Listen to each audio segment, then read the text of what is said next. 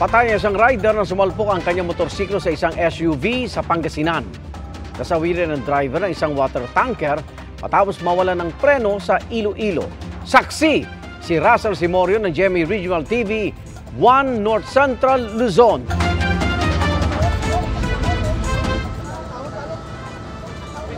Mula sa siwang sa pagitan ng pader at ng tumagilid na truck, tulong-tulong ang mga rescuer na makuha ang driver na naipit sa loob ng sasakyan. Tinatahak noon ng water tanker ang pababang bahagi ng kalsada sa Kalinog, Iloilo nang mawalan ng preno ayon sa Kalinog Police. Sa kulaanin isang preno, sir, kinatempt ni isang isang driver nga isandig tani sa kilid pala. Isang panglit na tumbayin ng truck tungkol na ginlakan hindi siya nga kanal. Kinilalang driver na si Jose Javier, taga-bayan ng Lambunaw. Nagtrabaho siya sa kontraktor para sa itinatayong dam sa Kalinaw na bahagi ng Halwal River Multipurpose Project 2 sa ilalim ng National Irrigation Administration. Nasawi kalaunan si Javier dahil sa mga tinamong pinsala sa ulo at dibdib. Medyo nadugayan tira ma-pull out sa area isang driver. No, kay napilpilan gina siya nag-sandwich si Mrs. ang truck. Sugatan pero nakaligtas ang kasama niyang safety contractor. Sa isang pahayag, sinabi ng pamunuan ng dam project sa ilalim ng NIA na nakikipag-ugnayan na sila sa contractor para mabigyang tulong ang mga naulila ng driver. Nag-imbestiga na rin sila kaugnay sa insidente. Sumalpok naman ang isang motorsiklo sa isang SUV sa barangay Barangobong sa Tayug, Pangasinan. Base sa investigasyon ng Tayug Police, napunta ang motorsiklo sa kabilang linya ng kalsada. Naisugod pa sa ospital ang 21 anyos na rider pero binawian din siya ng buhay. Galing po ng inuman, papunta po sa east direction, kinuha po niya yung linya, kaya po sila nagbanggaan. Sa lakas po ng impact, tumalsik po yung tao. Sabi ng mga pulis, nagkaaregluhan na matapos ang insidente. Inako rin ng driver ng SUV ang ilang gastusin sa pagpapalibing sa rider. Para sa GMA Integrated News, ako si Russell Simorio ng GMA Regional TV 1 North Central Luzon, ang inyong saksi. May nanalo ng bidder para gawing pribadong operasyon ng Ninoy Aquino International Airport. Saksi si Joseph Morong. Brown out! Mahabang pila sa counter at sa immigration. Traffic, pagpasok at paglabas ng airport. Bagaman may mga pagbabago na sa mga nakalipas na buwan, minsan ang nabansagang worst airport sa buong mundo, ang Ninoy Aquino International Airport o NAIA. Pero worst airport no more na nga ba? Kanina inanunsyo ng Department of Transportation na may nanalo ng bidder para gawing pribadong operasyon ng airport, ang SMC SAC Consortium. Kabilang sa consortium ang San Miguel Holdings Corporation na negosyanteng si Ramon Ang at ang Incheon International Airport Corporation na nagpapatakbo ng Incheon International Airport sa Korea. Ang San Miguel din na nagpapatakbo ng Katiklan Airport sa Boracay at nagde-develop ng airport sa Bulacan. Ang SMC SAC Consortium ang pinakamalaking offer na 82.16% ng ibibigay na kita sa gobyerno mula sa 4 na nagbid sa proyekto. Ayon sa DOTR, 36 billion pesos ang inaasang ibibigay nitong kita sa gobyerno taon-taon o 900 billion pesos sa loob ng 25 years sa kontrata nito. Bukod pa ito sa 30 billion pesos na one-time payment sa pag-takeover sa airport at 2 billion pesos taon-taon. Umaasa ang DOTR na hindi na maghahabol ang mga natalong bidder para matuloy na sa wakas ang pagsasapribado ng airport na 30 taon nang sinusubukan. Okay naman yung acceptance nila when I talk to them. Ayon sa Manila International Airport Authority o MIA, hindi naman daw magtataas ng passenger terminal fee kundi sa mga navigation fee lamang at rentals. Ang proposal daw ng SMC SAC and Company Consortium hindi lamang para gawing world-class ang airport kundi siguraduhin rin na magbebenepisyo ang gobyerno. Makikipagtulungan daw sila sa gobyerno at mga stakeholders para gawing modernong airport na may pagmamalaki ng mga Pilipino. Greater availability of parking, shorter and more predictable waiting times from check-in to immigration to security, availability of seats at the pre-departure gate. Ayon sa Department of Transportation, maaaring simulan na ang pagsapribado ng NAIA sa loob ng 3 hanggang 6 na buwan. Pagtitiyak pa ng ahensya, wala naman daw mawawala ng trabaho sa mga empleyado nito ngayon. Ang ilang grupo nga ng mga manggagawa sa MIA naglagay ng mga karatula ngayong araw kontra sa pagsasapribado ng operasyon ng airport. As per our research sa PPP Center, dapat po doon sa developing stage pa lang ay isinasama na yung tinatawag naming mandatory consultation sa mga empleyado. So ito po ay maliwanag na itinago sa amin. It's part of the deal, no? Lahat dapat may trabaho. Yung iba mapupunta sa MIAA, yung iba sa private concessionaire. Yung iba naman, siguro yung mga gusto. Kasi they will be offered sa a retirement pay also. Babaguhin kaya ang pangalan ng airport?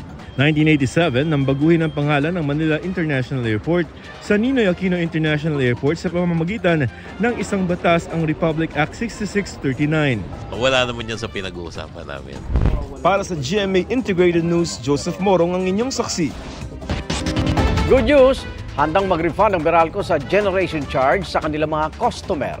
Pero ang bad news, nakaamba na naman tumaas ang presyo ng petrolyo. Saksi si Jamie Santos. Panibagong aray na naman daw para sa mga jeepney driver tulad ni JR at Nonoy ang nakaambang taas presyo ng produktong petrolyo.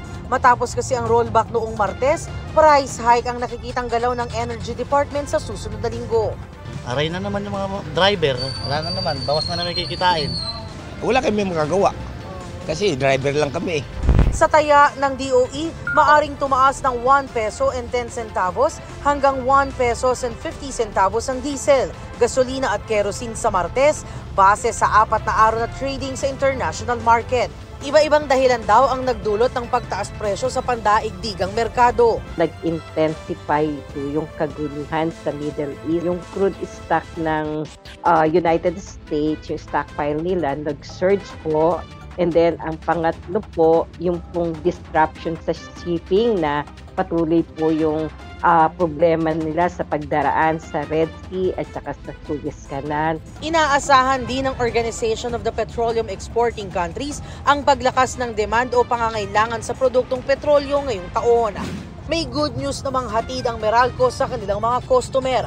Sabi ng Meralco, handa silang magbigay ng refund sa generation charges na katumbas ng itinaas ng Malampaya gas price ng mga planta ng First Gas noong Enero. Sa sulat ng ERC, hinimok nito ang Meralco na kompletuhin ang pagsusuri para mapatunayan ang rate adjustment sa bagong pinasok na kasunduan ng Malampaya Consortium at First Gas Power Corporation.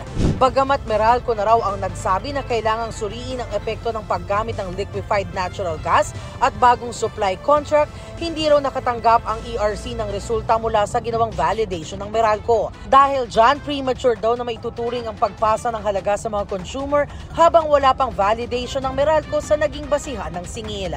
Para sa GMA Integrated News, Jamie Santos ang inyong saksi. Nag-aalab pa rin ang paghanga ng Pinoy fans sa yumaong basketball superstar na si Kobe Bryant. Kabilang sila sa mga dumalaw sa estatwa ni Black Mamba sa California. Saksi si JP Soriano.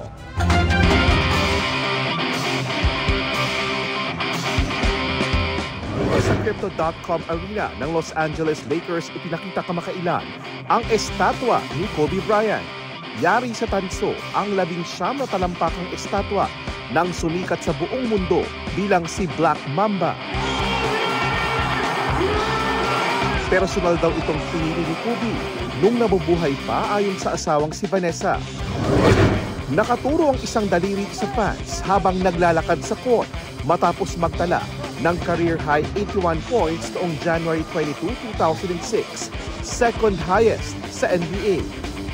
Isang linggo matapos ipakita sa publiko, dinarayo ito ng basketball fans, kabilang na ng mga Pilipino, tulad ng Filipino-American na si Josh. Dala pa ang litratong ito na nagpapakitang bata pa lang siya, big fan na ni Black Mamba. Kobe has a great influence, especially to Filipinos. Like, we grew up watching basketball, and especially Kobe, so we're huge fans. My friend, that's where you at. He did such a huge impact on our lives.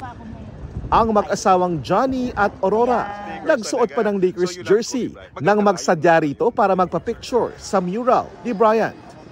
Marami raw NBA superstars pero may kakaibang karisma raw si Black Mamba sa mga Pinoy. marami siyang pagkakaiba as a player. Una, one team lang ang pinaglaruan niya. Tapos yung style niya, yung pagiging dedicated niya sa team. All throughout his life. Ang dedikasyon ni Kobe, ang ilan lang sa leksyong iniwan niya sa iba't ibang basketball clinic na inorganisa para sa mga Pilipinong atleta. Espesyal ang koneksyon ni Kobe Bryant hindi lang sa mga Filipino basketball fans, kundi sa maraming Pilipino. At sa ilang beses ng pagpunta sa Pilipinas, nag-iwan siya ng mahalagang leksyon sa mga umiidolo sa kanya na huwag susuko sa anumang laban. Ang never say die mentality at diskarte ni Kobe sa laro ang dahilan kung bakit daw ganun na lang ang pagmamahal ng iba pang Pinoy kay Kobe. Pag sinabing Kobe Bryant yan, kilalang kilala yan, number 1 sa basketball. Yan yung mga ginagaya, mga moves. Special siya kasi sa Mamba mentality. Yan ang idol ng Pinoy. Mula sa Los Angeles, California, sa Amerika at para sa GMA Integrated News, JP Soriano, ang inyong saksi. Mga kapuso, sama-sama tayong maging saksi. Mag-subscribe sa GMA Integrated News sa YouTube at para sa mga kapuso abroad, samahan niyo kami sa GMA Pinoy TV at sa www.gmanews.tv.